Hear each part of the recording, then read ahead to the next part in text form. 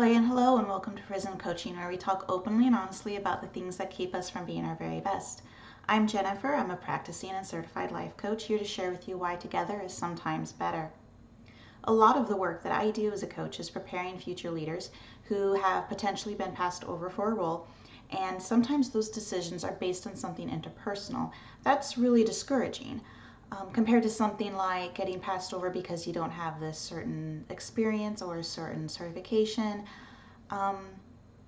it can be a really tough pill to swallow because you feel like you're stuck. We feel like maybe we have to change our personalities, and that's not necessarily the case.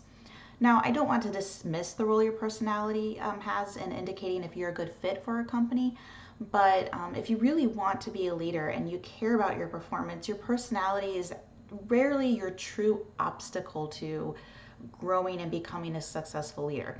Rather, it's your perceptions, your practices, your beliefs. They're probably outdated. They're probably not reflective of our modern understanding of employee motivation, for example. So the real reason you get passed over isn't that someone is out to get you. It's more of the energy that you create as a leader, and that there are tangible physical steps that you can do to actually create the workplace environment of your choosing. In fact, the mindset that you have that you were passed out because someone has it out for you might actually be part of the problem. Again, not necessarily, but potentially. Workplaces do have a sort of natural competition. And sometimes, a lot of the times, that competition is healthy. But if you're the reason that it's too much competition or the reason that it's toxic, you probably don't want to be told that, but there are some things that you can do to sort of help that. So here are some of the methods that you can actually do to encourage healthy competition without creating a toxic environment. And this encourages employee growth without creating a zero-sum game. Now, in a zero-sum game, one person wins and the other person loses. Everything sort of balances out at the end. So that means in a workplace that you're competing for resources. Now, obviously, if you're in a team or you view your organization as a team, that can actually be pretty detrimental to overall performance.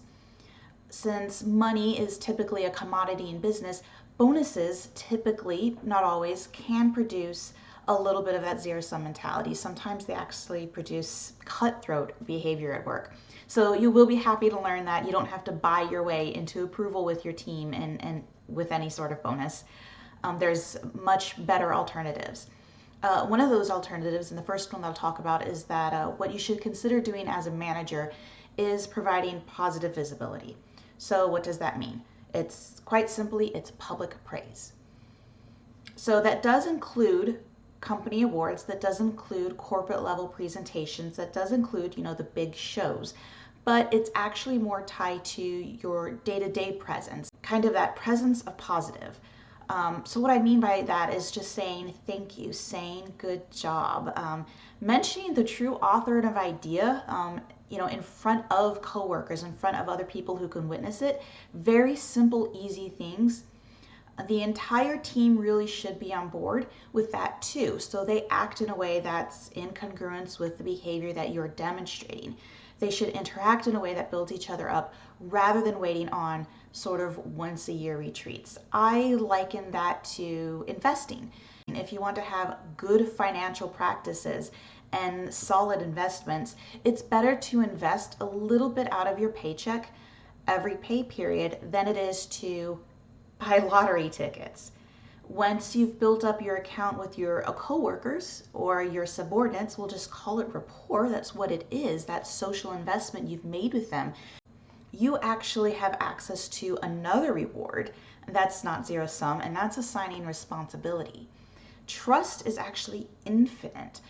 You can parcel out responsibilities to employees as they earn it, and that means that their measure of performance success is in their own performance. It's absolute. It's not relative to their peers or to someone else for them to succeed. No one has to fail in order for them to earn more responsibilities and grow. Also, consider using goals. So those can be stretch goals, they can be small wins. It depends really on where your organization is, as a way to foster healthy team growth. Team efforts should be awarded at the team level. So group events, group out of work socials, group food activities. All of these validate success, but they protect the team as a unit. So yes, so and so may have been your top performer in the group, but if you reward them alone, some people who perform really well might be a little bit salty about that. They'll be tinged with jealousy, even if they're happy for someone else's success. In the worst case scenario, if being number 2 is the same as being dead last, that's actually a disincentive for work. As an additional note, if you do have poor performers in your group, that's actually an opportunity for you as a leader to assist with their training and their growth and their mentorship and their development so that they are excelling in the organization. And that's part of your responsibility as a leader. So again, it's not something you have to do, it's something you get to do. Rewarding your star performer will not raise the performance of your worst performers. It's counterintuitive, but not everyone is going to rise up to that kind of challenge in the way that it's presented. There's people who strive for different types of goals. So make sure that you bring them into the fold. When you sense that you're losing a teammate member, it's counterintuitive, but bring them into the fold, mentor and develop. So some of these suggestions do seem a little bit vague, and that's kind of how they always are during these monologues without any examples from your organization. And if we were coaching, I would absolutely work with you to identify some tangible steps, recognize your culture, recognize how you're part of it, your reward system, how are you holding yourself accountable? These are things that we could work together when we're talking about sort of nebulous issues such as corporate culture. But I do hope that these ideas helped you brainstorm on your own, maybe some ways to get over that dog-eat-dog mentality and become a more inspiring leader.